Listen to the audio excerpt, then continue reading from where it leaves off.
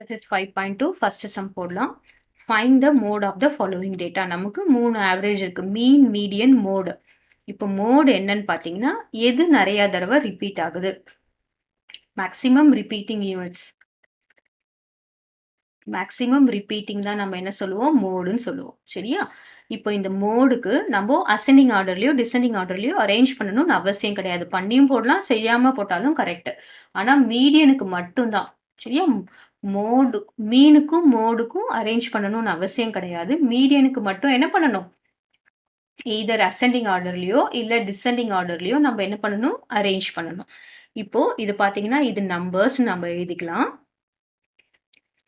அப்புறமா ஃப்ரீக்வன்சி. ஃப்ரீக்வன்சினா என்ன அர்த்தம்னா நம்ம எத்தனை தடவை அது வருது அதுதான் ஃப்ரீக்வன்சி. சரியா? இப்போ நம்ம இத அரேஞ்ச் பண்ணாம போடுறதுனால என்னென்ன நம்பர் இருக்கு அப்படின்றத நான் அப்படியே போடுறேன். இப்போ ஃபர்ஸ்ட் 2. 2ன்ற நம்பர் பாத்தீங்கன்னா 1 2 3 4 5. ஸோ எத்தனை தடவை ரிப்பீட் ஆயிருக்குன்னு பாத்தீங்கன்னா 5 டைம்ஸ் ரிப்பீட் ஆயிருக்கு.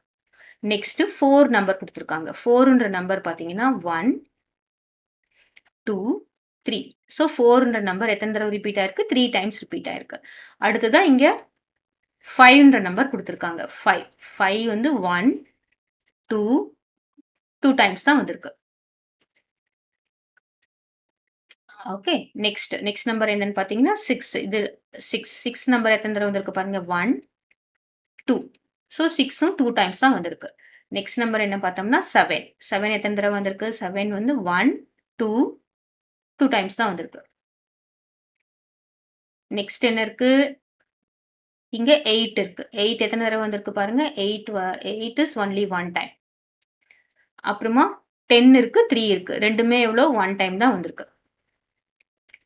அரேஞ்ச் பண்ணியும் போடலாம், பண்ணாமையும் போடலாம். 10 1 டைம் தான் வந்திருக்கு.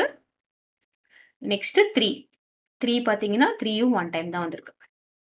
இப்போ நம்ம என்ன பார்க்கணும் அப்படின்னா எது ஃப்ரீக்வன்சி அதிகம்னு பார்க்கணும். எது ஃப்ரீக்வன்சி அதிகம்? 5 தான் ஃப்ரீக்வன்சி அதிகம். ரைட்? ஸோ இந்த 5 தான் என்னது நிறைய தடவை, 2 தான் நிறைய தடவை வந்து எது ஃப்ரீக்வன்சி அதிகமோ அதுக்கு லெஃப்ட்ல என்ன நம்பர் இருக்கோ அந்த நம்பர் தான் mode. So what is mode here? Mode is 2. சரியா? மோட் 5ன்னு போட்டுறக்கூடாது. இது 5 தடவை ரிப்பீட் ஆயிருக்கு. சரி, 2ன்ற நம்பர் 5 தடவை ரிப்பீட் ஆயிருக்கு. அப்போ மோடு என்னன்னு பார்த்தோம்னா 2 தான் மோடு. சரியா? மோடு 5ன்னு போட்டு வச்சுக்கோங்களேன். 5 பாருங்க 5 2 தடவை தான் ரிப்பீட் ஆயிருக்கு. அப்போ அது மோடு கிடையாது.